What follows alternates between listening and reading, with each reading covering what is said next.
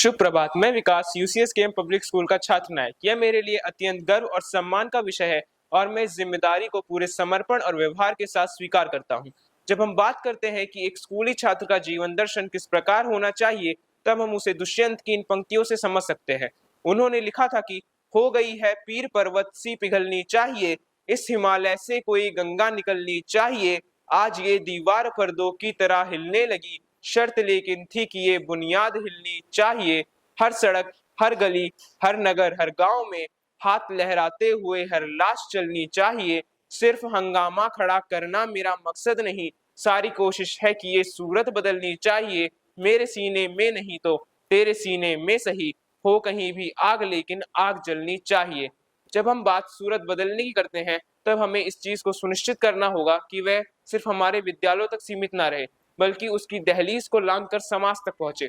हर वह छात्र जो कक्षा तीसरी, चौथी, 11वीं या 12वीं में पढ़ता है, वह कुछ सकारात्मक कार्यों के जरिए अपने समाज और अपने विद्यालय में बदलाव ला सकता है। और हम अपने विद्यालय में पिछले कई वर्षों पर इस पर काम करते आए हैं, जैसे कि वाद विवाद प्रतियोगिताओं का आयोजन करना, जिससे कि हर एक छात्र को उसके मौखिक और उसके मानसिक विकास में मदद मिलती है। इसके अलावा पिछले कई वर्षों में हम अपने विद्यालयों में वैज्ञानिक मेलों का आयोजन भी करते आए हैं, जिसमें हम विद्यार्थियों को अनेक तरह के वैज्ञानिक सिद्धांत, जैसे कि सूर्य ग्रहण और चंद्र ग्रहण जैसे विषयों के पीछे कौन से वैज्ञानिक सिद्धांत काम करते हैं, इनके बारे में बताते हैं।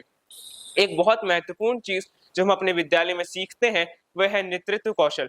अक्सर भारत में और पूरे विश्व में नेतृत्व को पर्याय मान लिया जाता है आदेश देने का, परंतु नेतृत्व आदेश देने का पर्याय नहीं है, बल्कि नेतृत्व का अर्थ होता है अपनी बातों को दूसरों तक पहुंचा पाना, और उससे भी ज्यादा जरूरी दूसरों की बातों को समझ पाना, सबके साथ मिलकर काम करना और सभी का सम्मान करना। एक अत्यंत महत्वपूर्ण चीज जो हम अपने विद्यालयों में सीखते हैं, वह है अनुशासन।